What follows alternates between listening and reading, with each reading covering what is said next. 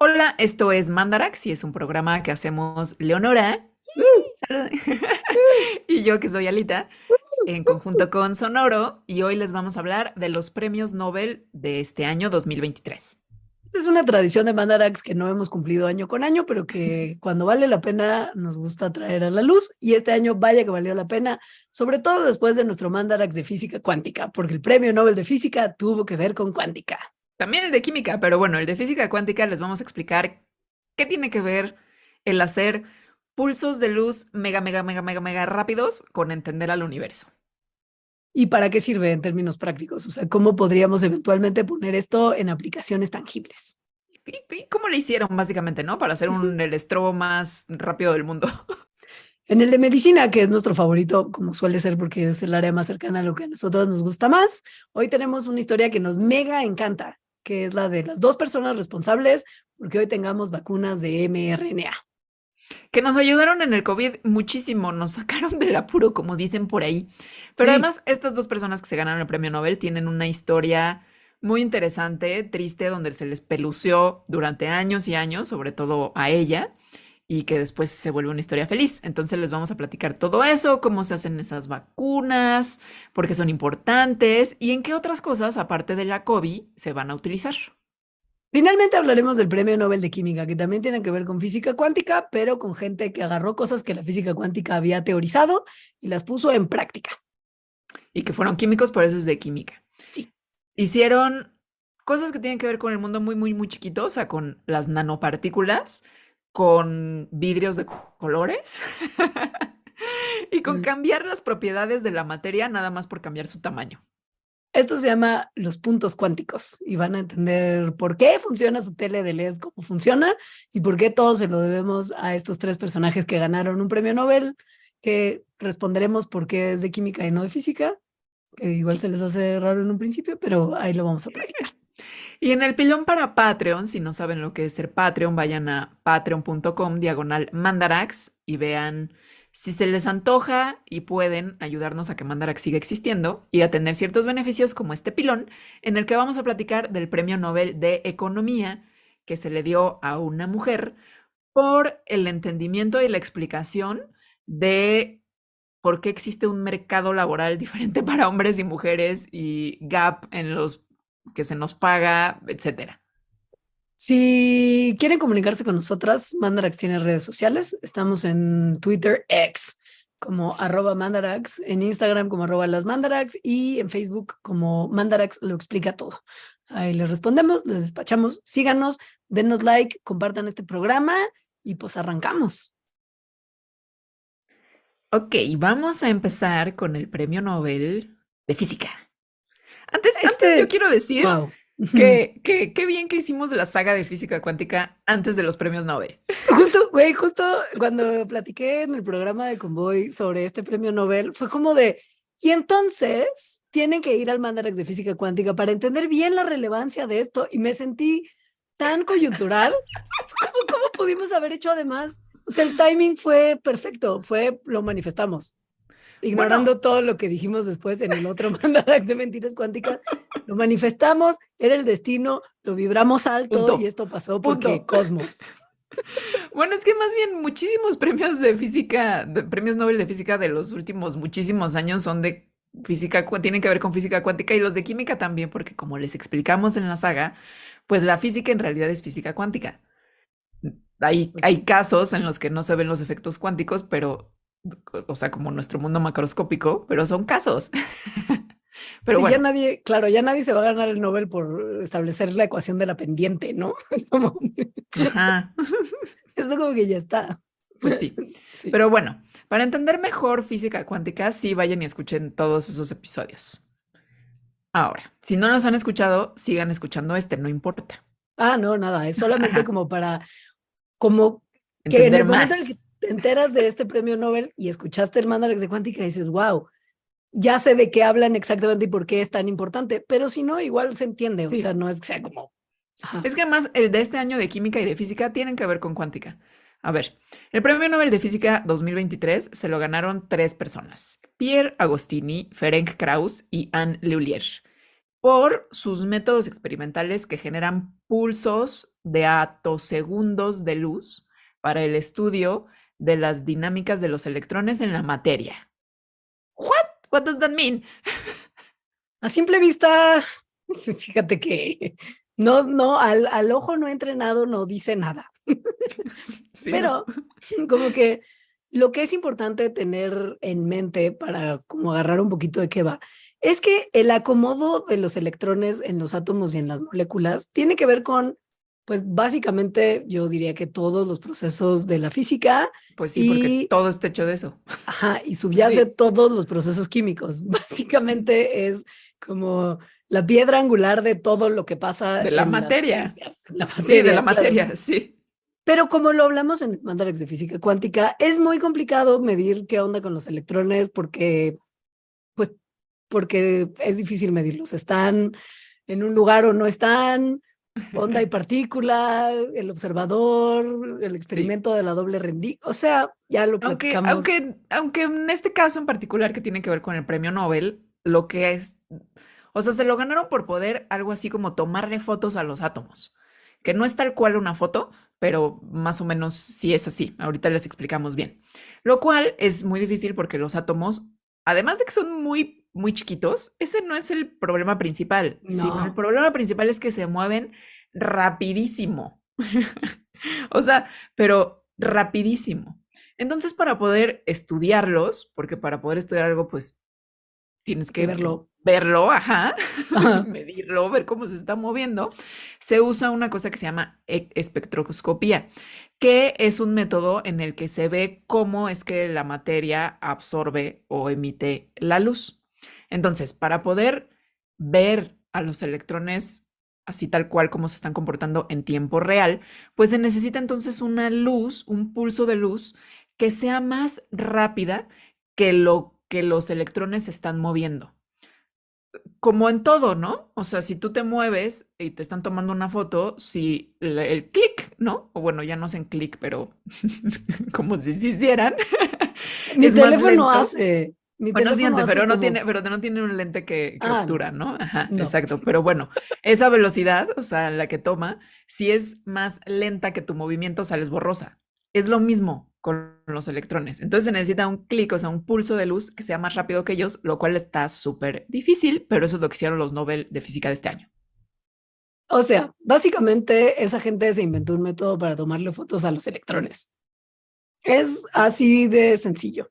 Y volviendo al ejemplo de las fotos de Alita, cuando estás tomando fotos de algo que va muy rápido, o sea, como un corredor de las Olimpiadas que Leonora va... cayéndose en el río. Eso fue como lento y doloroso, siento. No fue rápido, fue como... Siento que fue en cámara lenta y todo el mundo vio como... Como Edgar se cae, también fue, es muy lenta esa caída, Edgar no, ¿no? güey, uno no cae rápido, uno cae lento para el disfrute de los demás, porque si caes rápido nadie se puede reír de ti y eso sería un Es verdad, desperdicio. es verdad. Pero bueno, a diferencia de mí, hay cosas en el universo que van muy rápido y que la gente gusta de tomarles fotos.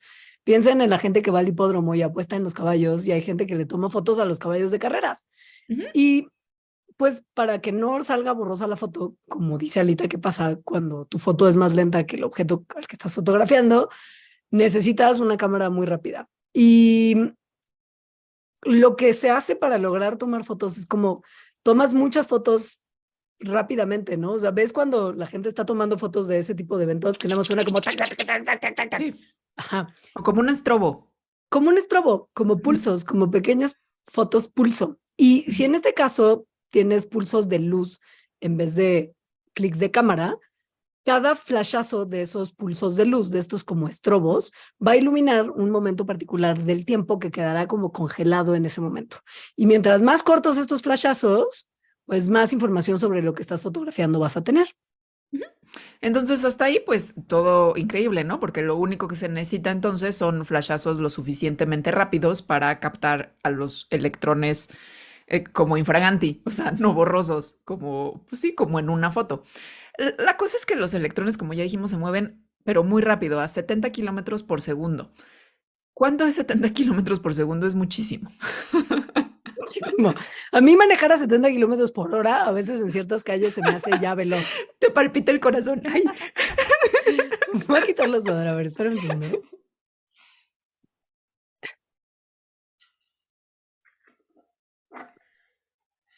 Ok. Ya, perdón. Entonces, Hace estos frío, pero premios, exageré. perdón. No, ya. Estos premios Nobel lo que hicieron fue encontrar cómo hacer un pulso de luz lo suficientemente rápido para tomarle esa foto al electrón. Esos son los atosegundos. O sea, así como microsegundos, nanosegundos, etcétera. Es un prefijo científico que representa 10 a la menos 18. O sea, 0.0017 ceros, 1 de un segundo. Eso es un atosegundo. Entonces, ellos inventaron eso. Ahorita les vamos a explicar cómo, pero bueno, son estos atosegundos, unos pulsos de luz, pues muy rápidos. Muy chiquito, es como un periodo muy pequeñísimo, pero o sea, tanto que esta forma de verlo a mí me voló la cabeza desde la primera vez que la entendí. Un atosegundo es una quintillonésima de un segundo, o sea, un segundo dividido por 1000 6 veces. O sea, por 1000 y luego otra vez por Y 1000 luego y luego otra 1000 y vez y luego luego entre otra vez y 1000. luego otra vez y luego otra vez. Ajá, 6 veces. En un solo segundo, ya sabes que cuentas un Mississippi, 2 Mississippis. En el Ajá. Mississippi, Un melón, medio melón. sí, en ese medio melón caben tantos atosegundos como ha habido segundos entre que nació el universo y hoy. Ese Mississippi What? es el equivalente, o sea, a lo que pasó desde que nació el universo al día de hoy. Que es como de, güey, ¿y cómo hicieron entonces? Ok, si mandas un flash de luz de un lado a otro de un cuarto, esto toma como 10,000 millones de atosegundos, ¿no? O sea, Ajá. de tu Ajá. cuarto, de la puerta del cuarto a la ventana del cuarto, 10,000 millones de atosegundos. Y O sea, es es nada. Los nada, atosegundos, nada. pero pues estos son los periodos en los que se mueven los electrones, ¿no? O sea, un electrón toma más o menos 150 atosegundos en brincar del núcleo de un átomo de hidrógeno como a otro átomo, ¿no? O sea, es como, esa gente hace muy rápido las cosas. Ajá. Sí. Ya había habido gente que también se ganó el premio Nobel, como en 2014 o 2018, no me acuerdo, que había encontrado un método experimental para ver cosas con pulsos de luz muy rápidas, que se llaman femtosegundos, que son 10 a la menos 15. Sin embargo, esto que es chiquititito, o sea, son pulsos de luz muy rápidos, o sea, 10 a la menos 15 segundos. O sea, eso es como un segundo dividido en 1000, 5 veces en vez de 6. No era suficiente para poder ver a los electrones, o sea, para que no salieran borrosos en la foto. 1000 atosegundos caben en un femtosegundo. Entonces, la gente aquí ya decía, pues nunca lo vamos a lograr. O sea, ya llegamos a los femtosegundos, ya, pues, ya, pónganos una medalla, se las pusieron pues la del Nobel, pero ya la humanidad llegó al límite. Pero no, Que esto es muy importante porque femtosegundos no servía para medir electrones. Los no. electrones se mueven en atosegundos. Entonces, todo más lento que atosegundo, no good. Eso no iba a funcionar. Entonces, 1980, una experimentadora francesa de video, Lhuillier, empezó a hacer unos experimentos viendo cómo interactuaba la luz de un láser con átomos en gas. Y o sea, la señora llevaba mucho tiempo trabajando en el problema. Y gracias a sus experimentos, los otros dos investigadores que ganaron el premio este año, Agustín y Krauss, demostraron cómo los experimentos de Lhuillier podían ser utilizados para crear pulsos de luz más cortitos y rápidos que cualquier otra cosa que se hubiera pensado antes. ¿Cómo le hicieron? Pues a ver, para entenderlo primero tenemos que recordar que la luz es una onda electromagnética. Eso quiere decir que es una onda. Entonces tiene crestas y tiene valles y entre cada ciclo de cresta y valle, pues hay cierta distancia que es su frecuencia. Entonces, las ondas de la luz tienen diferentes longitudes de onda. Dependiendo de su longitud de onda, es su color. Esto va a ser importante también para entender el Nobel de Química, pero bueno. El chiste es que las ondas, cualquier onda, pero bueno, las ondas de luz en este caso, pues interactúan unas con otras. O sea, si se encuentran por ahí en el camino viajando, cuando se encuentran dos crestas de dos ondas, pues entonces se hace una cresta más intensa, más grande. Si se encuentra un valle y una cresta, se cancelan y así. Entonces, las matemáticas de esto, o sea, las matemáticas que se usan para describir las ondas particularmente, demuestran que cualquier onda, cualquier forma de onda puede ser construida si juntas la cantidad suficiente de ondas de los tamaños, longitudes y amplitudes correctas. Por lo mismo, el truco para conseguir pulsos de luz que duraran atosegundos era combinar más y más y más y más ondas con longitudes de ondas súper chiquitas, que es lo que se pudo hacer gracias al trabajo de Lhuillier, que mostraba el potencial que tenían las ondas para unirse de la manera correcta para que se pudieran crear pulsos de luz lo suficientemente chiquitos como para poder estudiar eventualmente electrones. Está locochón. Sí está. Sí, o sea, es como vas uniendo ondas y como las ondas se van sumando, pero no necesariamente se hacen más grandes, sino que se hacen más grandes y a veces más chicas, sumas las ondas Correctas. necesarias para hacer onditititititas, ¿no? Súper veloces. Ajá, Ajá, sí. ajá.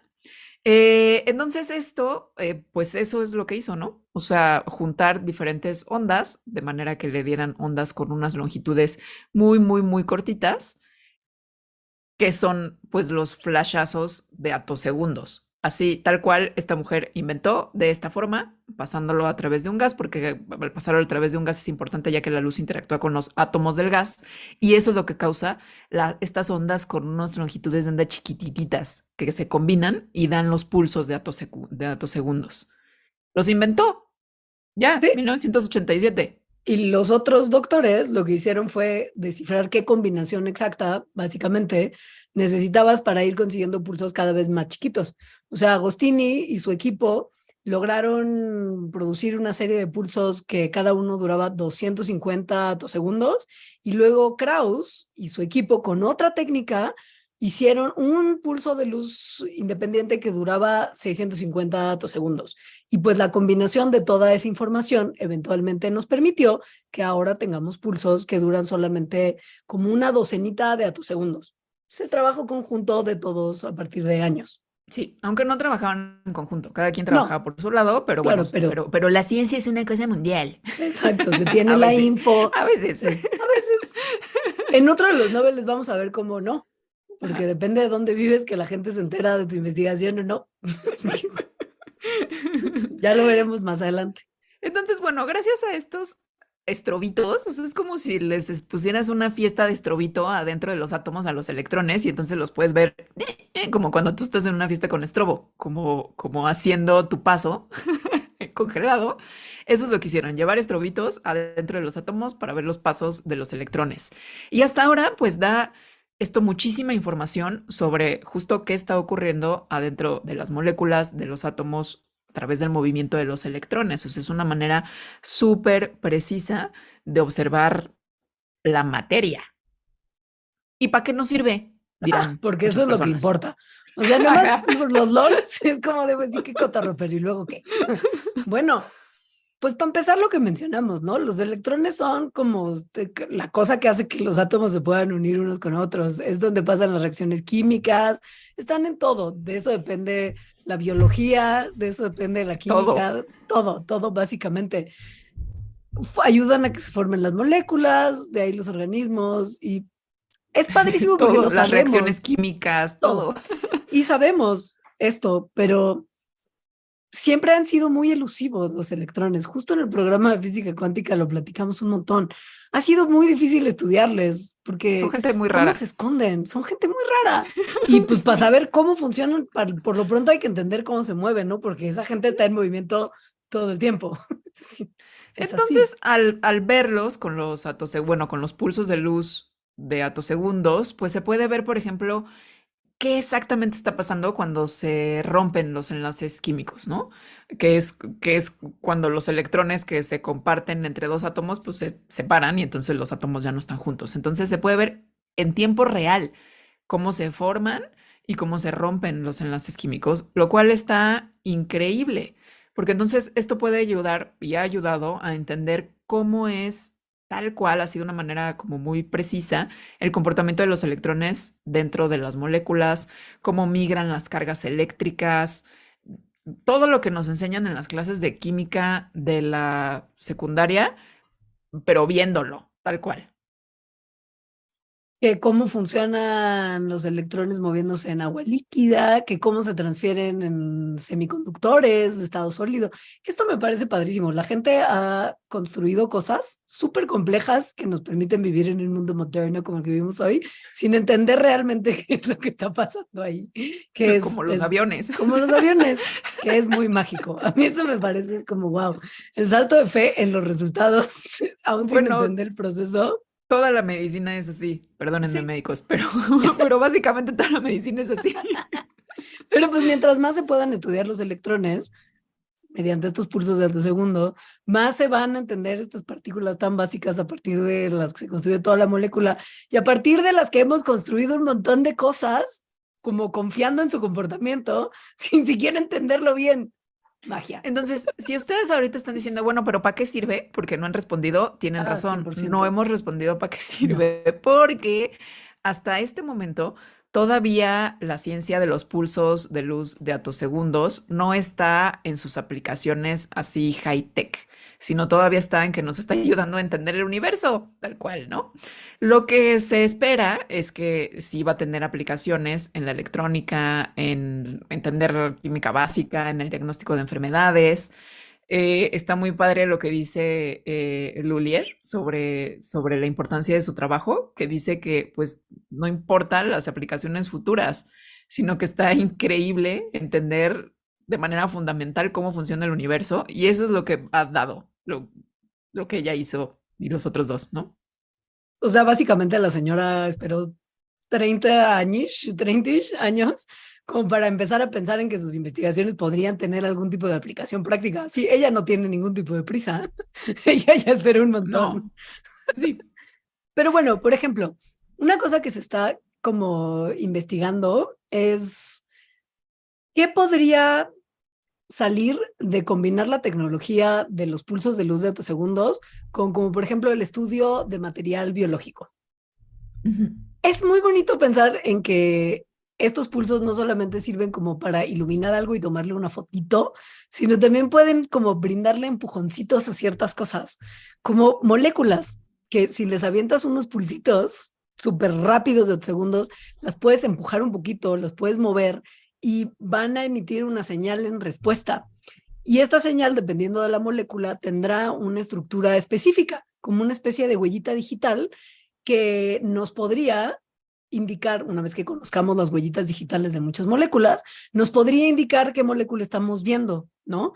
Que, por ejemplo, para cuestiones de diagnóstico médico podría ser muy útil. Es como, tenemos esto aquí que no sabemos muy bien qué es, entonces vamos a bombardearlo tantito para ver qué señal nos arroja y así podemos saber exactamente qué estamos observando, como No, en una muestra de sangre, ¿no? y además como, o sea, ¿no? Porque empujan, ¿no? Mandas pulsos de atosegundos y empuja tantito la molécula y dependiendo de cómo se esté moviendo, o sea, cómo responda al atosegundo, la detectas, ¿no? Eso quiere decir que si la molécula cambia tantito en el momento en el que estás mandando eso, porque ese es el chiste de esto, que es muy rápido y puedes ver las cosas en Claro. tiempo real, entonces podrías ver, y esto es lo que se cree que se va a hacer en el futuro, se podría detectar cambios en las muestras mientras suceden. O sea, por ejemplo, cambios en la sangre mientras está sucediendo. No es como de que, ay, te mido ahorita y luego al rato y a ver qué cambió. No, en el momento en el que está ocurriendo, que está increíble. O señales específicas que podrían quizá arrojar células tumorales que las células sanas no arrojan. Y entonces nada más te bombardean con eso y pueden detectar si, bueno, ahorita no, pero quizá en algún momento podrían detectar si tienes algún tipo de proceso cancerígeno desde etapas súper tempranas, o sea, antes de que se tenga que desarrollar un proceso más grande que pueda ser observado con otras técnicas, que está increíblísimo. Sí, sí está increíblísimo. Entonces, bueno, por eso se ganaron el Nobel. Aplausos para ellos, que disfruten su premio. Clap, clap, clap. El de medicina era creo que más obvio, porque se veía venir que a esta gente que nos ayudó mucho a salir de un hoyo muy grande del que parecía que no necesariamente iba a haber una salida rápida. Hace un par de años esta gente pues literal cambió un poco, no ellos directamente, pero sí, gracias a su trabajo, cambió un poco el rumbo de lo peorcito que nos ha pasado en mucho tiempo, ¿no? A mí el premio Nobel de Medicina este año me encanta. A mí también, Por varias merecidísimo. razones. Esa Sí, por gente. varias razones. Entonces, el premio de Fisiología o Medicina, premio Nobel, que ese es su nombre real, de Fisiología o Medicina, se le dio a Katalin Karikó y Drew Weissman por el descubrimiento de bases de nucleósidos y las modificaciones que estos tienen que permitieron el desarrollo de vacunas de ARN mensajero efectivas contra la COVID. ¡Yay! Sí, o sea, sí cambiaron el rumbo de la Güey, historia. eso no Y se veía que fuera a cambiar, o sea, eso se veía que no se iba a solucionar fácilmente. Y piensen que si la economía y la sociedad quedaron profundamente moldeadas por los meses en los que estuvimos sin vacunas, lo que hubiera pasado sin esta tecnología, o sea, hubieran sido meses y meses más de colapso. sí, Entonces, ujú, no, muchos aplausos para estas muchos. personas. Entonces, tenemos un mandarax, un mini mandarax de vacunas de ARN mensajero. Entonces, ahí se explica mucho más a fondo lo que vamos a explicar ahorita. Pero rápidamente, nada más para recordar, ¿qué es el ARN mensajero? ARN mensajero es una línea individual de información genética, de código genético, que la célula usa como un patrón de instrucciones para poder construir a partir de este patrón proteínas. Esto sirve para básicamente todas las funciones celulares, es a partir de lo que se construye todo lo que nos construye a nosotros. Son, como su nombre lo indica, mensajeros que llevan secuencias de DNA que han sido transcritas a ARN fuera del núcleo, que está como muy protegidito y muy cerradito, y los llevan al citoplasma de las células, donde ahí los agarran unos organelos que se llaman ribosomas y los traducen a proteínas. Esto quiere decir que el ribosoma agarra la molécula de ARN mensajero, la lee y traduce grupos de letras genéticas a secuencias de aminoácidos. Queda una cadena de aminoácidos grandota y después se dobla de muchas formas muy diversas para que se construya la proteína que se necesita en ese Como momento. tal. Ustedes dirán, ¿cómo? ¿Pero que no el ADN tiene las instrucciones? Pues sí, sí las tiene. O sea, los genes que están en el ADN tienen las instrucciones para hacer proteínas, que es lo que hace a los seres vivos las proteínas. Sí, Pero, como dice Leonora, el ADN está muy protegidito en el núcleo y no sale de ahí y nada entra ahí. Bueno, casi nada entra ahí. Sí entra el ARN mensajero. Entonces se necesitan eh, pues unos mensajeros justo para agarrar el mensaje que trae el ADN, copiarlo, llevarlo afuera del núcleo, esos mensajeros es el ARN mensajero, y afuera del núcleo pasárselo a toda esta maquinaria que ya describió Leonora para que efectivamente se hagan las proteínas. Entonces es clave el ARN mensajero para hacer proteínas. sí, como que el ADN solito está muy bien y todo bonito y Jurassic Park y lo que quieran, pero en términos prácticos, la macheteada lo que eventualmente deriva en que las cosas se conviertan en proteínas como conforme se necesitan, pues es este proceso de transcripción a RNA. Ujú. Ujú. Ahora, la historia del premio Nobel es una de las historias que me encantan porque es como una historia triste. Es Y, muy triste y siempre, son tristes esas historias luego. triste hasta que luego ya no, pero y además muestra estas cosas que a veces son absurdas en la ciencia como actividad humana. Entonces, a ver, la... ¿Qué te pasa? Es que no puedo con mi rodilla porque me caí en un riachuelo en un hike. Entonces tenía las piernas cruzadas y al descruzarlas viene el dolor. ¡Ay, Así. guau! A ver, un poquito de historia. Katalin Karikó es una mujer húngara que llegó a Estados Unidos y empezó a trabajar en cosas de microbiología y así. A ella lo que le interesaba era el ARN mensajero. Nada más que, pues, la historia de la biología y la genética llevaba décadas diciendo que el ARN mensajero, pues, no servía para nada clínicamente. O sea, que no podía tener ningún uso en la medicina y ella decía, no, sí se podrá. No sé cómo, pero se podrá. Lo lograremos algún día. En algún momento, en 1998, Katalin Karikó y Drew Weissman van a la fotocopiadora a sacar fotocopias porque antes se usaba muchísimo papel para muchas cosas que hoy ya no consideraríamos necesarias, pero se encuentran en la fotocopiadora y Katalin Karikó era como, Dios mío, nadie respeta mi trabajo.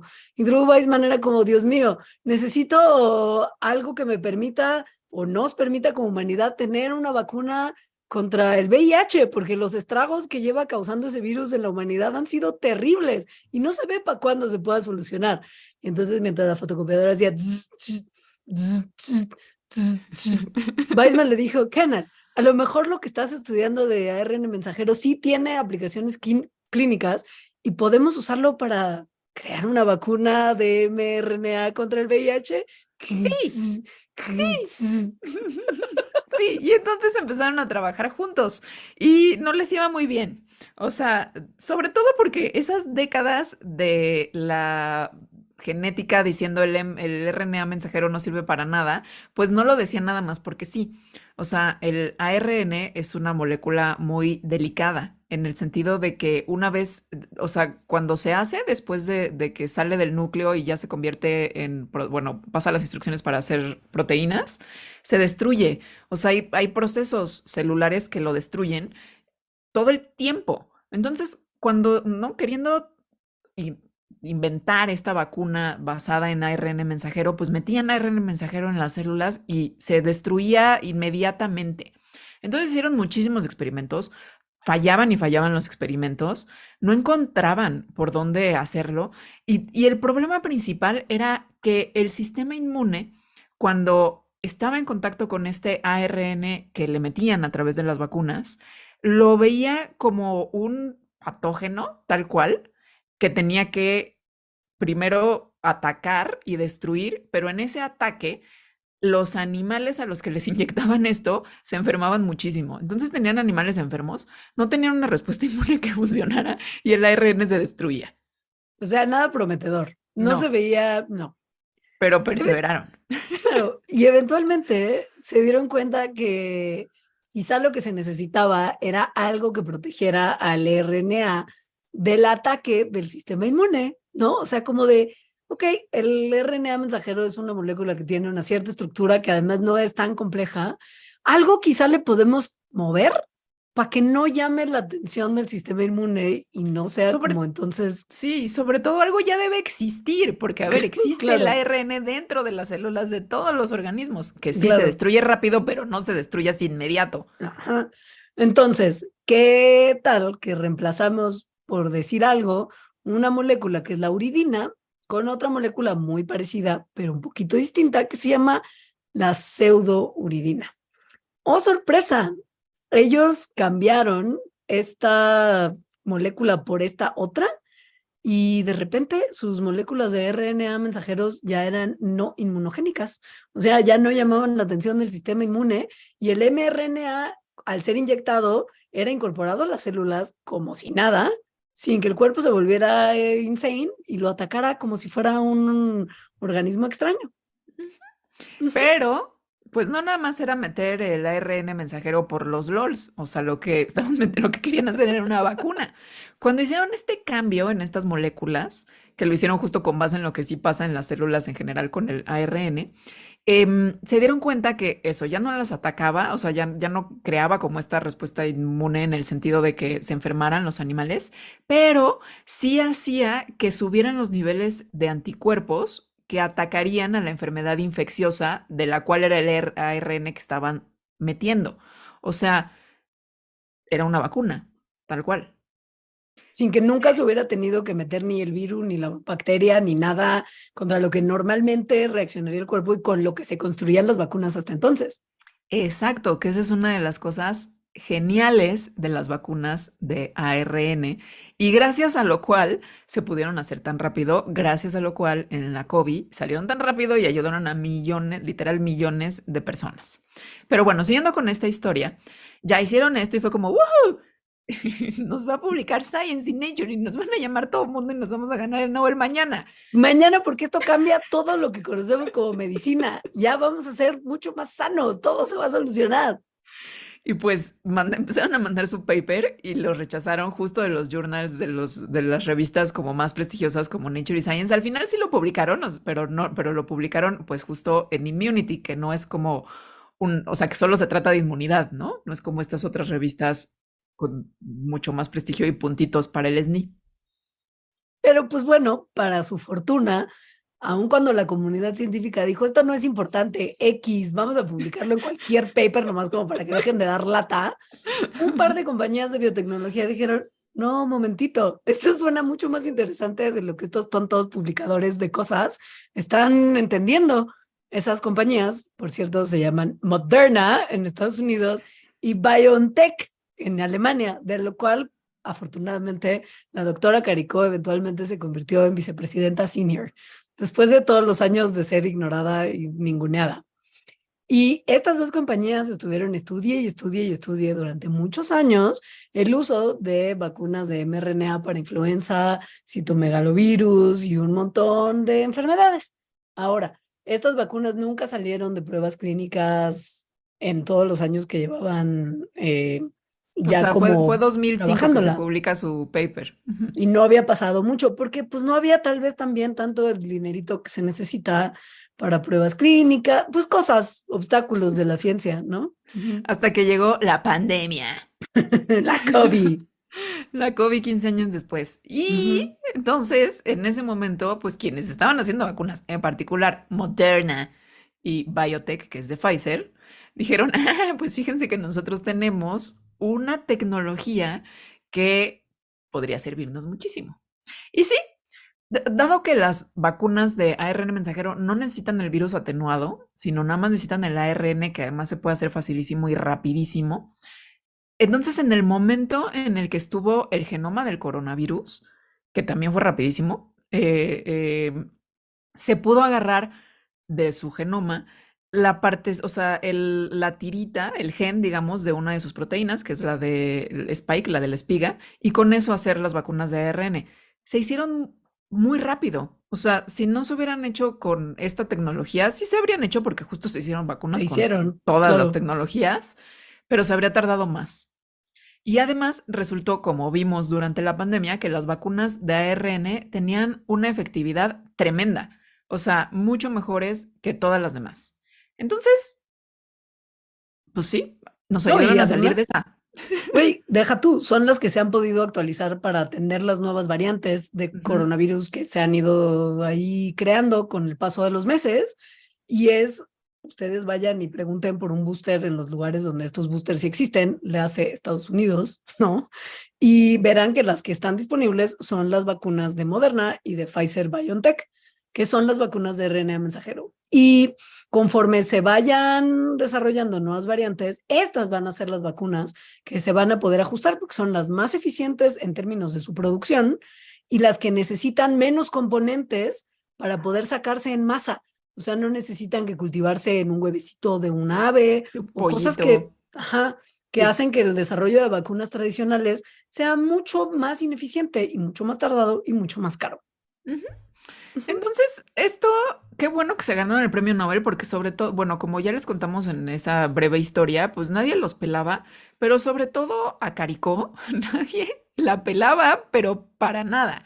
Entonces, a ver, ella es la 13ª mujer en ganar el premio Nobel de Física o Medicina, y durante muchos años, prácticamente toda su carrera científica, ha estado sin fondos para trabajar, sin una chamba como académica, o sea, sino que más bien el Sin trabajo que plaza. tiene en la universidad, exacto, Ujú. es de profesora y haciendo su trabajo, porque pues para hacer trabajo necesitas fondos y necesitas plaza, pues como gracias a que se junta con otros investigadores o otros científicos que sí tienen sus laboratorios y que sí pueden aplicar para fondos y cosas así, que le permiten pues hacer el trabajo junto con ellos, o sea, como que le hacen paro. No, o sea, durante añísimos, pero muchos años, nadie le dio una beca, o sea, un grant, ¿no? Estos fondos que te dan para que te pagues tu salario y pagues lo que se necesita para hacer la investigación. Le dijeron 1000 veces que ella y su trabajo no tenían la calidad suficiente para ser científica o para ser académica. Tristísimo, pues, ¿no? Pero además muy perseverante, porque la verdad es que con esas condiciones muchísimas personas se han ido de la ciencia súper entendiblemente. O Pero por sea, supuesto, claro. Entonces, bueno, ella, a pesar de la frustración, pues siguió, a pesar de que no le dieran fondos, siguió y bueno, gracias a eso tenemos estas vacunas. la hija de un carnicero migrante que venía de Hungría, Hungría, o sea, sí, sus que, condiciones eran que la las peores. pelucearon toda la vida. Por eso te digo que qué bueno que eventualmente la hicieron vicepresidenta de BioNTech, que además Sí, los enriqueció, o sea, su tecnología fue la que ahora hace que esa compañía valga millones de sí. dólares. O sea, el partnership con Pfizer viene de que esa compañía estaba haciendo cosas muy tremendas que Pfizer necesitaba, ¿no? Entonces, o sea, esta señora es de esas como historias de éxito como que más afortunadamente pues le tocó cuando todavía vive, porque luego estas historias son Sí. igual de tétricas y es como de, ah, tu Nobelcito, pero ya falleció, qué No, pena. cuando todavía vive y 3 años después de que salieron las vacunas y que entonces ahora seguros sí le van a dar grants y, en fin, digo, ya no sé Ya, si los sí. necesite siendo la vicepresidenta de BioNTech, pero bueno, qué bueno que se le reconoció su trabajo. Bueno, por si no quedó lo suficientemente claro cuáles son los beneficios de las vacunas de mRNA y por qué esto en particular quizás sí va a cambiar un poco como el concepto de salud pública que tenemos, siempre y cuando la gente sí vacune a sus bendis, por el amor de Dios, vacunen a sus bendis, porque si no, nada de esto Y sirve. a ustedes mismos si es Y necesario. ustedes mismos, por favor. Sí. Los pros de las vacunas de mRNA es que se desarrollan rápido, son súper rápidas, o sea, se pueden desarrollar en cuestión de meses en vez de lo que toma desarrollar una vacuna normal, que son muchos años entre que se desarrolla la vacuna, se prueban, se ve si la versión como que normalmente se usa para hacer vacunas, que es una versión como no virulenta de un virus, sí funciona para generar la respuesta inmune que se necesita, que se pueda crecer la vacuna sin que esto cueste un dineral y tampoco tome muchísimo tiempo, porque no es tan fácil de repente decir, voy a reproducir millones de copias de este virus desnaturalizado para meterlo en jeringas e inyectar a la gente. O esta No. proteína también voy a crear así kilos y kilos para meterlos en botecitos y distribuirlos por todo el mundo y vacunar a la gente. No, o sea, para producir vacunas a una escala masiva se necesita muchísimo tiempo, muchísimo dinero y también como muchísimos componentes de organismos vivos, ¿no? Ahora les platicaremos un poquito más por qué, pero no era nada fácil producir vacunas y por eso también es que no se ha logrado tampoco desarrollar vacunas contra todas las cosas para las que nos gustaría desarrollarlo. No es fácil, no es nada fácil. Si No. fuera ya, no nos enfermaríamos de un montón de cosas. Y la genialidad de las vacunas de ARN mensajero es que se aprovechan de la maquinaria celular de nuestras propias células, o sea, de los ribosomas que decía Leonora, para que sean los ribosomas nuestros los que creen la proteína que produce la respuesta inmune. Entonces, ese paso que tendría que hacerse en el laboratorio, tal, o sea, si no existieran esas vacunas, se hace adentro de nosotros. Gratis. Y súper bien, porque lo que es Pues una sí, célula dentro de un ser vivo, pues es mucho mejor que lo que se puede hacer en un laboratorio para crear la misma molécula. pues sí. Entonces, sí, o sea, se saltan muchos pasos aprovechando lo que ya existe en nosotros. Y pues no nada más se va a haber vacunas de ARN mensajero para la COVID, sino que se están ahorita desarrollando este tipo de vacunas para un montón de enfermedades, como la influencia, como la malaria, se está No, no. investigando incluso la del VIH. Influencia no. Mala Dije influencia sí. influencia, dije influencia como el Bester.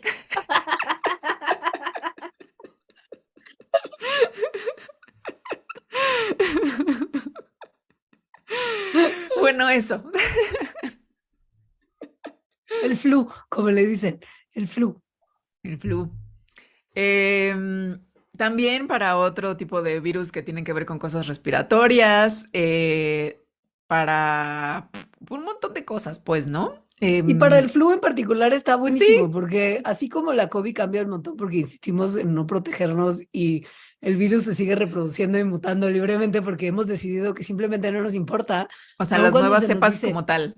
ajá, se nos dice no hay que permitir que se reproduzca, hay que protegernos para no contagiarnos porque, no, la gente dice no importa, porque pues al final ya no, ya es nomás una gripa. Bueno, la influenza también es nomás una gripa que mata un montón de personas al año y que es un virus que muta súper rápido, como muta también el coronavirus. Y por lo mismo, cada año se tiene que sacar una nueva variante de vacuna de influenza, porque no es el mismo flu de 2023 el que hubo en 2022. Cada año cambia. Y Mm. al tener la posibilidad de desarrollarla en modalidad RNA mensajero, evitamos tener que cultivar el virus, apurando muchísimo el proceso, lo que nos permitiría tener una vacuna mucho más cercana a como la versión final de la influenza que estará dando lata ese año, porque podríamos producir la vacuna mucho más cerca a la época de influenza y no tener que empezar a producirla a principio del año pasado, que sería como trabajar con Con no la del año la, pasado. O claro, no sea, con la versión literal, final del literal, virus. nos están vacunando para la del año pasado. Que bueno, no es que Exacto, no sirva, sí sirve, porque se parecen. Pero claro. sirve mejor que te vacunen contra una versión que se parece más a la de este año. O para muchas versiones, porque además las vacunas de mRNA permiten incorporar como mucha variante de virus de influenza para crear una vacuna que ofrezca una protección todavía mayor. O sea, no nada más es contra una versión, se puede meter info de varias versiones y Mm. protegerte contra más de una, que es Así lo que es. hacen las de COVID de ahora, que no nada más es como contra la última, es contra varias. Y también se está investigando el uso de este tipo de tecnología de ARN mensajero, no nada más para prevenir enfermedades, que esas son las vacunas, sino también para tratarlas. Porque de hecho, también como explicamos en el mini mandarax de este tipo de vacunas, eh, en un principio se había visto justo a las vacunas de ARN como terapéuticas, en particular como una terapia para el cáncer, en el que el ARN que se metiera codificara para proteínas específicas de la superficie de los tumores de las personas. O sea, es como una terapia personalizada. Entonces, se mete esta vacuna, el sistema inmune, ¿no? Aprende a reconocer a estos antígenos que trae el ARN, que son los de la superficie del tumor, y entonces el propio sistema inmune puede detectar y atacar al tejido canceroso. Entonces, eso se ve súper increíble y súper prometedor. Ha estado en desarrollo durante ya por lo menos 10 años, en pruebas clínicas por lo menos 10 años. Ya hay personas que han recibido este tipo de vacunas para tumores desde antes de que existieran las de COVID. Entonces, seguramente eso va a existir en el futuro. O sea, gracias Catalín Carico por todas tus Sí, penurias y sufrimiento y mala onda. y Y Drew gracias por... Weissman y la fotocopiadora. Gracias por ese momento de serendipia que nos trajo este momento. Sí, real que sí. Hablando de momentos, es momento de hacer una pequeña pausa. Regresando, les vamos a tener preparado otro momentito cuántico con el Premio Nobel de Química.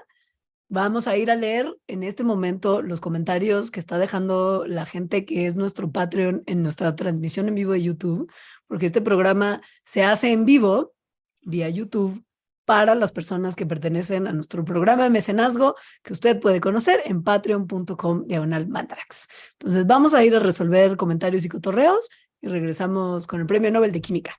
Ahorita nos vemos. Y para terminar, les vamos a platicar del Premio Nobel de Química. Para medio terminar, porque en el pilón para Patreons vamos a hablar del Premio Nobel de Economía, que este año también estuvo padrísimo, y porque la economía sí es una ciencia. ¿Sabes qué me pasó este Sort año of. justo? Estaba contando como de los Nobel y fue como de, sí, el premio de economía siempre es el menos interesante, ja, ja, ja, ja. Porque a mí obviamente siempre me interesan más los tres de como de ciencias duras, Ujú. ¿no? Y entonces este año fue como de, mira cómo me comí un gran tazón de mis palabras. No, el Premio Nobel de Economía muchas veces ha sido súper Sí, interesante. muchas veces, pero es Sí, real que hay algunas veces que es como de, güey, no estoy entendiendo muy bien por qué es esto es difícil. importante, pero suena a que sí, eso es Ujú. importante. Los otros les agarro más pues por mí, ¿no? Sí. Sí, pero bueno, química. Química. Mungi Bawendi, Louis Bruce y Alexei Ekimov. Esos son los nombres complicados que ganaron el Premio Nobel de Química 2023 por el descubrimiento y desarrollo de los puntos cuánticos. Puntos cuánticos, física cuántica. A ver, ¡Yay! desde hace muchos años, 1937, ya se había visto en las matemáticas, gracias a la ecuación de Schrödinger, que cuando las partículas son muy, muy chiquitas, pero muy, muy, muy chiquitas, entonces los electrones pues tienen menos espacio para estar ahí, adentro de la partícula. Y entonces los electrones, que recordemos, son onda y son partícula al mismo tiempo, más bien son partículas cuánticas, pero bueno, remítanse al programa de física cuántica. Cuando los electrones, que son estas entidades cuánticas, tienen menos espacio y entonces empiezan como a apretarse y a estar como más juntitos unos de otros, se empiezan a comportar distinto que lo que vemos en nuestro mundo de mortales macroscópicos. Es decir, Y siento que es como de una banda de metal, entonces quiero hacer un riff cada que... Sé que es demasiado tarde porque tuvimos como 3 programas. claro, mortales eso en los antes. macroscópicos. Pero güey, hasta ahora se me ocurrió que quería hacer eso. Entonces lo que se estaba prediciendo en pocas palabras es que las nanopartículas, o sea, las partículas muy, muy chiquitas donde sus electrones están entonces como más apretaditos, las nanopartículas tendrían cambios drásticos y distintos en sus propiedades, en las propiedades de la materia como tal. Esto de la onda y partícula es, sabemos, rarísimo. Lo supimos cuando hicimos el programa de física cuántica. Lo sabíamos desde antes, porque siento que el primer día que te enteras que la luz, o sea, sabes que las cosas pueden ser onda o partículas y dices, ¿what? Pero También el segundo, y eso ahí años después, sigue Ajá. diciendo, ¿what? sí. Pero bueno, los electrones, así como otro tipo de ondas, porque recordemos los electrones se comportan como ondas y como partículas, O sea, también son onda, acuérdense, también son onda. ondas. Sí. Ujú. Como otros tipos de ondas, tienen una frecuencia que, como lo vimos en el mandarax de la luz, se relaciona con el color de la luz que emiten. O sea, dependiendo de la frecuencia de la onda, va el color de la luz que se emite. Ondas más Entonces, largas son más hacia los rojos y ondas ah, más apretaditas van hacia los azules. ujú. Desde los 30, los científicos saben esto gracias a la ecuación de Schrödinger de que como que meter así súper como a la fuerza átomos en un contenedor muy chiquito O sea, aume- un átomo, pero como, más ajá, chiquito, pues sí. aumentan la frecuencia de sus electrones y cambian por lo mismo el tipo de luz que este material absorbe o emite. El contenedor en el que normalmente se estrujan a los átomos ahí metiéndolos así para que cambien suele ser un cristal. Y esos cristales como desencadenan reacciones tipo onda que la mecánica cuántica ha predicho Teorizado. desde hace mucho Sí. tiempo, se llaman entonces puntos cuánticos. Son contenedorcitos chiquitos, que son cristales, donde la gente estruja muchos átomos chiquitos para ver Electrones. cómo cambian sus comportamientos. Ujú. Pero a ver, teoría y predicción y así, o sea, esto no se había hecho durante mucho tiempo, desde que se predijo. Entonces, no dijeron, ah, wow, esto está increíble, hay que predecir más cosas porque no somos físicos cuánticos y nos encanta predecir cosas. Que Nos después encanta sabremos hacer que es fórmulas, real. nos Sí. encanta hacer fórmulas y predecir cosas. Entonces se pusieron a hacer eso, fórmulas y matemáticas y predecir. Lo que predijeron es que muchos efectos cuánticos dependerían del tamaño de las partículas. Ahora, ¿cómo lo hacemos para ver si nuestra predicción es correcta? Pues necesitamos estructuras muy, muy chiquitas, nanopartículas, es decir, cosas que son 1 millón de veces más chiquitas que la cabecita de un alfiler. Eso obviamente era muy difícil, así que pasaron los 30, los 40, los 50, los 60 y hasta los 70 lo lograron. Lo que se hizo fue crear una nanoestructura que era una capita del grueso de un nanómetro, o sea, nanodelgadita, que cubría un material un poquito más grande, ¿no? O sea, como que agarraban un material y lo cubrían con una capita nanodelgadita que lo que es muy interesante es que tenía propiedades distintas dependiendo de qué tan delgadita era. que es algo que coincide perfectamente con lo que años antes esta gente que le gustaba un buen predecir había predicho.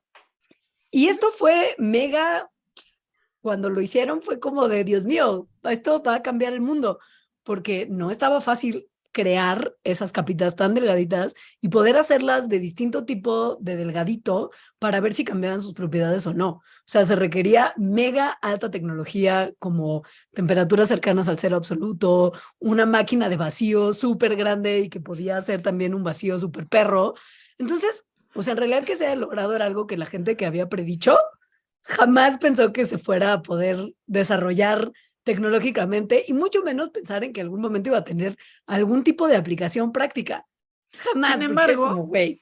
o sea, a pesar de que dijeron, wow, qué padre, esto va a cambiar el mundo, justo el que fuera tan difícil impidió que cambiara el mundo. O sea, no Claro. era práctico hacer esto. Se pudo ya decir como, ah, sí, bueno, sí era cierto lo que predijimos, que dependiendo del tamaño cambian las propiedades de las partículas, pero no lo podemos utilizar realmente, ¿no?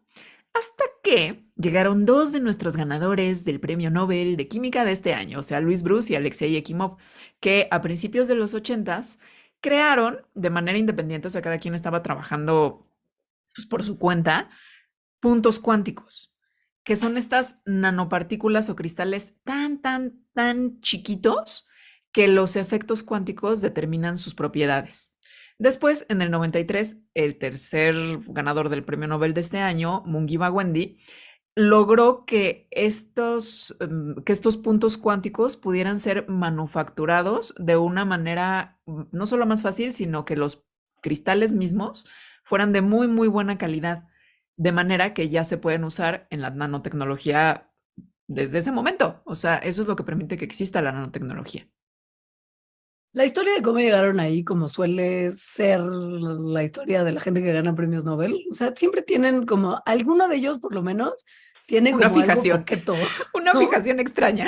Y aún así tienen vidas y como familia y amigos y cosas, no como cierta serie de cierta compañía que está ahorita de la que no quiero volver a hablar. Es que habló Ekimov, mucho en sí, la pausa para Patreons de eso. Está muy enojada con una serie. estoy muy enojada con una serie que se llama Lessons in Chemistry. Para saber mi enojo, visiten por favor patreon.com/mandarax. Entonces, Ekimov era un fan del vidrio de colores. O sea, como de jarrones de colores, vidrio de colores, Vidrio de como colores. le Sí. encantaba. Y como mucho de por lo que le encantaba es porque el vidrio de colores no es tan trivial como parece. O sea, se sabe desde hace mucho tiempo que una misma sustancia, al ser procesada para crear vidrio, puede dar lugar a vidrio de distintos colores, pero además de muy distintos colores. Cosa que, Una misma cosa, sí. ajá, como mortal que nunca había pensado en el vidrio de colores como algo interesante, dice, wow. O sea, Sí, es que sí está raro. ajá, si yo les digo que una mezcla de selénido de cadmio y sulfido y Sulfido. sulfido de cadmio puede hacer que el vidrio sea ya sea o rojo o amarillo, me van a decir cómo, pues si es la misma mezcla de dos mismos materiales. Pues es que sí, pero dependiendo de cuánto se calientan estos materiales y cómo se enfrían, es que pueden dar lugar a vidrio amarillo o vidrio rojo. Esto se Es muy sabe desde hace raro. mucho, sí, es raro, y se sabe desde hace mucho, pero no se entendía muy bien por qué. Hasta que eventualmente la banda se dio cuenta de que los colores surgen a partir de las partículas que se están formando adentro del vidrio cuando este se está formando, y que el color en particular depende del tamaño de las partículas. Entonces, a ver, si no les parece raro, sí es raro. Sí, es raro, no, O claro que sea, es raro. es una misma sustancia. Es lo Es mismo, una el misma mismo, sustancia que ajá. está dando dos colores muy diferentes. De hecho, es ilógico en nuestros términos de mortales macroscópicos. O sea, porque si tú tienes un pigmento y pintas, ¿no? Y pintas la pared o un papel o lo que sea con ese pigmento, pon tú que es rojo, pues siempre va a ser rojo. O sea, bueno, igual y luego le da el sol y se transforma químicamente, no estoy hablando de eso, sino que la cosa va a ser roja si está pintada con un pigmento, a menos de que le metas otros pigmentos, o sea, que Ah, cambies su estructura química. Aquí no está ocurriendo eso, sino solamente está cambiando el tamaño de la partícula. Eso es lo que le por, interesaba a Ekimov. Claro, por el tipo de procesamiento, o sea, por como la manera en la que lo procesas, nada más. Sí, pero era la misma cosa, pues. O Ujú. sea, no se estaba degradando, no se estaba transformando en otra cosa, eso, no había una reacción química que entonces No. eso, no, o sea, era lo mismo. Entonces, Ekimov Entonces, fan dice, voy a estudiarlo porque esto me parece rarísimo y fascinante. Muy interesante, pero muy extraño. muy interesante, pero muy extraño. Y en particular empezó a trabajar con un vidrio que estaba coloreado con cloruro de cobre. Y lo que hizo fue calentar el vidrio fundido en un rango distinto de temperaturas que iban desde los 500 hasta los 700 grados centígrados, variando el tiempo en el que se le calentaba a estas distintas temperaturas desde 1 hora a 96 horas. O sea, él tenía muchísimo tiempo para calentar vidrio en periodos realmente largos. El tipo era un sí. Y una vez que el vidrio se había enfriado y se había endurecido, le sacaba rayos X. Entonces, lo que vio en estos rayos X era que se habían formado pequeños cristales de cloruro de cobre dentro del vidrio y que el proceso de manufactura alteraba el tamaño de estas partículas. En algunas de las muestras medían solo 2 nanómetros, en otras medían hasta 30 nanómetros.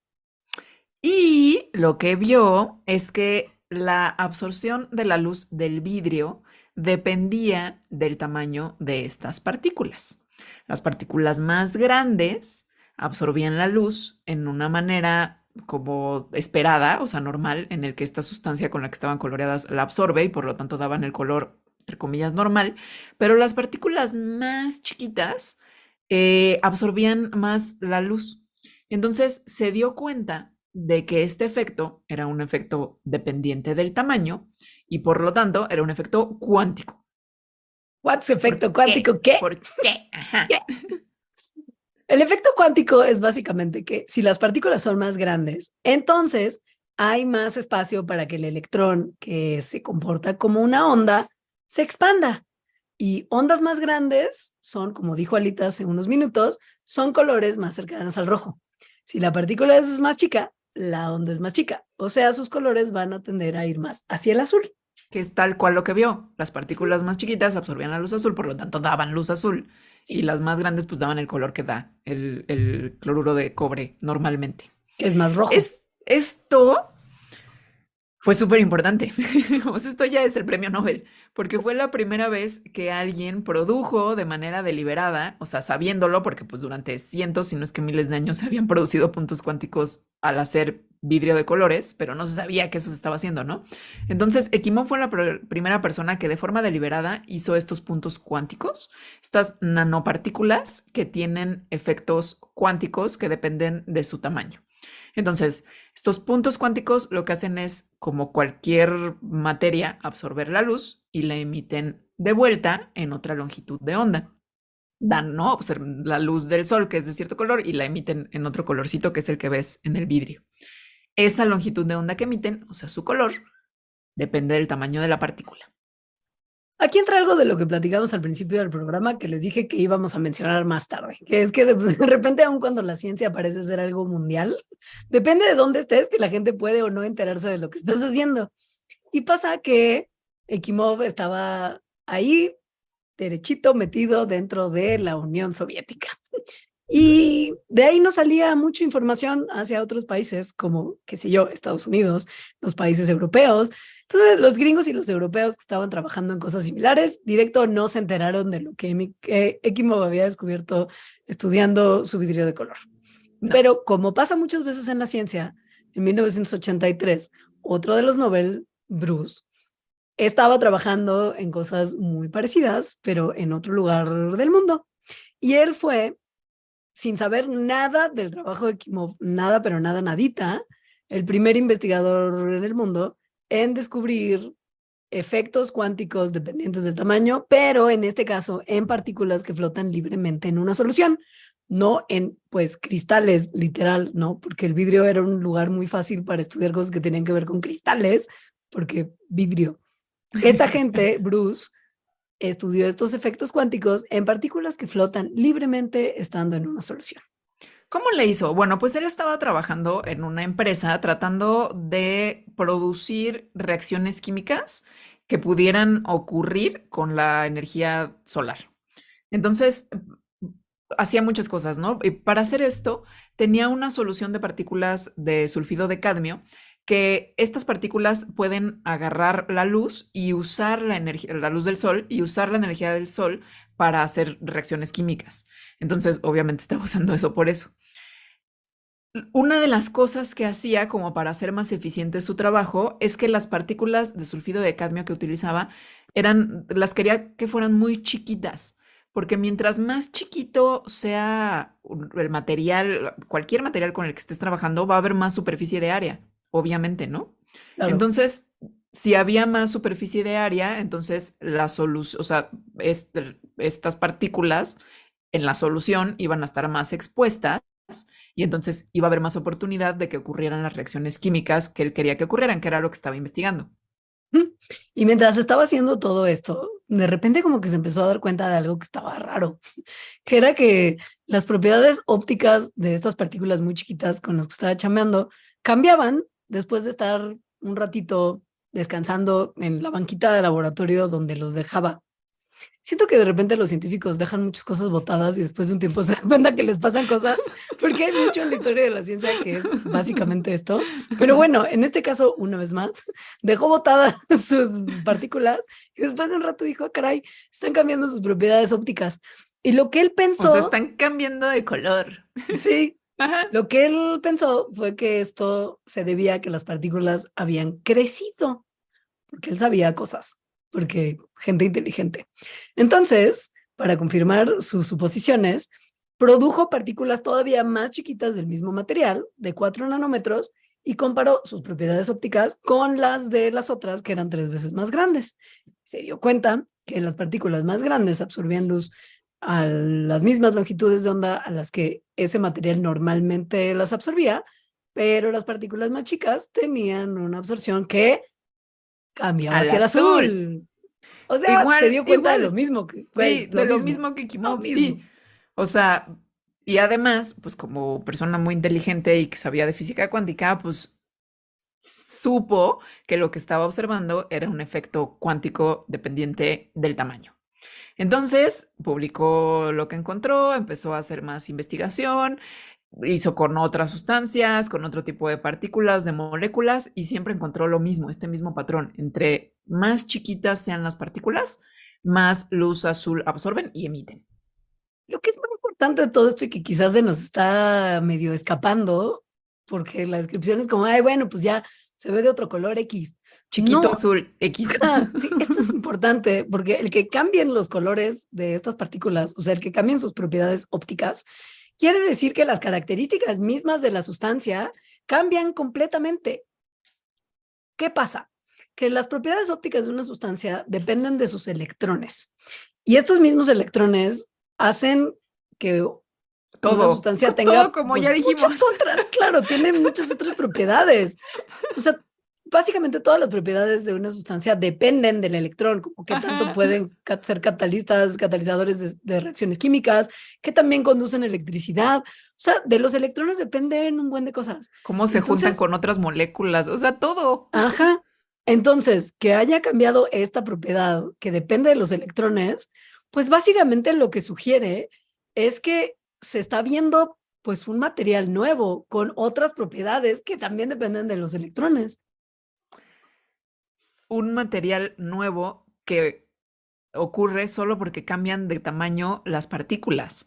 O sea, es como si es como si la tabla periódica tuviera una nueva dimensión, porque lo que está diciendo es que las propiedades de los elementos no nada más dependen, como dice la tabla periódica, Ah, del número de electrones que tienen, sino que a ese nivel, al nivel de Chiquilandia, muy, muy chiquito, nano, las propiedades de los elementos dependen también de su tamaño. Esto es completamente revolucionario, por eso se ganaron el premio Nobel. claro. Quiere decir que entonces se puede manipular el tamaño de las cosas, de las partículas, para desarrollar nuevos materiales con nuevas propiedades, lo cual es la base de la nanotecnología. Este es el momento en el que si fuéramos un programa que usara más elementos de video, entraría ese como meme de Morty que se despierta de la cama como con cara de what, Me encanta. así de güey. Oiga, de un momento. Y es un momento. ¿y qué onda con el tercer ganador del premio Nobel? Ese tal Bawendi. ¿Dónde entra? Si estos dos güeyes ya pues hicieron todo lo que ya les merecería solitos ganar el Nobel. Pasa que antes de que llegara Bawendi a la historia, los métodos para fabricar estas partículas de tamaños muy, muy, muy chiquitos para observar sus fenómenos cuánticos era medio errática. O sea, como que era muy difícil producir cristales lo suficientemente puros y bien hechos Era como para inservible. observar. O sea, Sí, inservible en términos prácticos, ¿no? sí, Sí. sí, como que los cristales tenían defectos, la calidad era como más o menos, a veces salían bien, a veces no. El tamaño era variable y aquí sí el efecto depende del tamaño, pues necesitas que el tamaño sea estable, ¿no? Ujú. Y llegó Mungi Bawendi y revolucionó la manera en la que se fabrican estos cristales a partir de los que pues podemos estudiar estos efectos cuánticos. O sea, revolucionó la producción como tal del punto cuántico. Lo que hizo muchas cosas, pero digamos que la más importante fue en 1993 cuando él y su equipo inyectaron estas partículas o sea, estas partículas que se sabe que forman nanocristales en un solvente que estaba calentado y que además no era cualquier solvente, ¿no? Entonces lo inyectaban y lo inyectaban y lo inyectaban de modo que se empezara a saturar el solvente, ¿no? La solución. Y eso entonces, esa saturación de nanocristales en el solvente, empezó a promover que se formieran estos, les llaman embriones de cristales, de manera simultánea a todos. Entonces, si se variaba la temperatura de la solución, se podía definir cuál era el tamaño de los nanocristales que se estaban produciendo. Entonces, en realidad estaba pues relativamente fácil el método que encontró y muy preciso en el sentido de que daba el tamaño que querían siempre. Y con una superficie lisita, parejita. O sea, se puede decir que los nanocristales que cultivaba Bawendi, porque si era como una cosa como medio Sí, un cultivo de ajá. cristales. Yo me acuerdo cuando primero leí de ese desarrollo, fue como de, ¿cómo que los cristales crecen? Fue como, ay, no, desde aquí ya Sí. yo estoy como muy confundida. Gracias, voy a ignorar esta información hasta que sea relevante de otra Voy a forma, manejar a 50 kilómetros por hora para calmarme.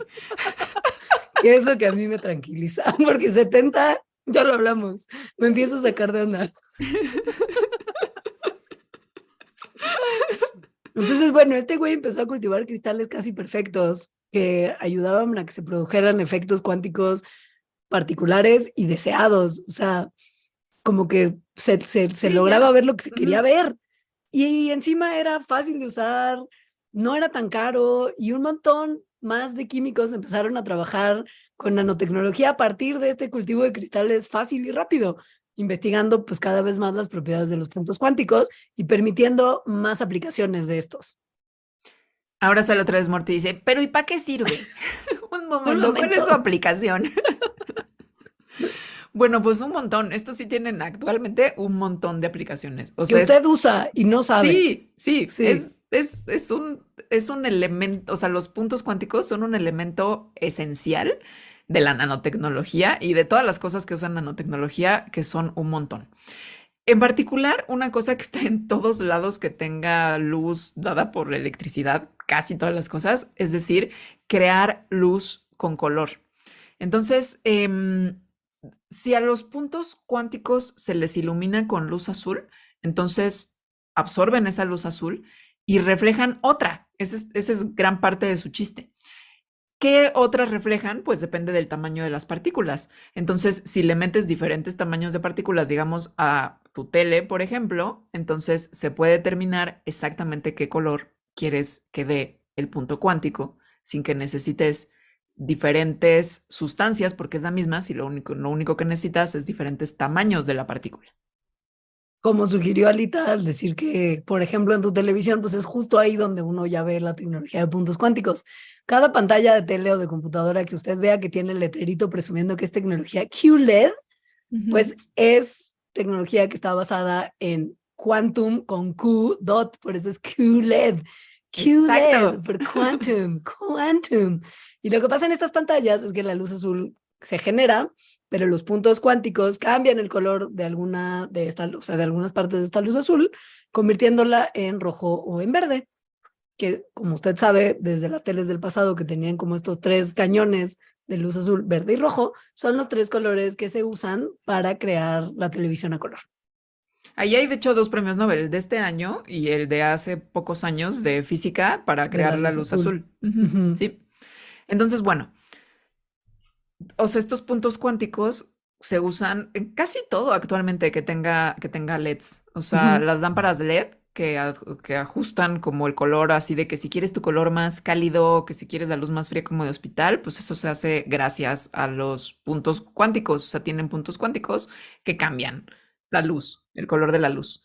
También se usan en otras cosas que no nada más es así como la luz de la tele, sino por ejemplo en medicina o en bioquímica en el que o sea, se le pegan puntos cuánticos a ciertas moléculas que existen dentro de los seres vivos, de manera que se puede rastrear a estas cosas a las que se les están pegando los puntos cuánticos, por ejemplo, células o órganos. Entonces, se está viendo si hay potencial esto, por ejemplo, para detectar o cómo va moviéndose un tejido de cancerígeno, por ejemplo, a través del cuerpo. Entra en este momento el último Morty del programa, que creo que sí es un Morty que muchos de ustedes deben de haber, como con el que se deben de haber sentido identificados. Es como, un momento, porque estamos hablando de premio Nobel de Química cuando todo esto suena a física cuántica. ¿Por qué no es este el premio Nobel de Física? Y la pregunta es muy legítima, porque pues sí, los que pensaron en esto de los electrones en espacios muy pequeñitos y que de esto dependen como sus propiedades cuánticas, Y que fueron los hicieron así físicos. miles de pizarrones con fórmulas teorizando cosas. Pero pues saben que fueron los perros químicos los que agarraron toda esta información y la empezaron a aplicar en cuestiones del estudio de la arquitectura de los átomos, y los que sí pensaron en cómo no nomás estaba padre predecir y pensar en las cosas, sino agarrar esos conocimientos, meterlos al laboratorio y construir cosas a partir de ellas, ¿no? O sea, producir estos puntos cuánticos fue algo que fueron los químicos los que lo hicieron a A partir de través, las ideas de los físicos. a través de trabajar con métodos químicos, además. Ajá. Sí. So, esa es la razón. Y con esto se acaba el programa, a menos que sean Patreons. Si no saben lo que es ser Patreon, vayan a patreon.com/mandarax y descubran cómo a partir de 40 pesitos al mes pueden ayudar a que Mandarax siga existiendo y que mucha gente lo escuche, pero además tienen ciertos beneficios como escuchar la parte que sigue en la que vamos a hablar del Premio Nobel de Economía de este año, que está muy padre, la verdad. Sí está. Sí está. Sí, Entonces, vayan, entren, y si no, porque por alguna razón en este momento no pueden ser nuestros Patreons o simplemente no les interesa, que también se vale, les pedimos que nos dejen un likecito en donde quiera que estén escuchando o viendo este programa. Si nos pueden compartir, pues que nos compartan, y sobre todo que regresen en 15 días para un episodio más. muchas Gracias. gracias. Adiós. Dios.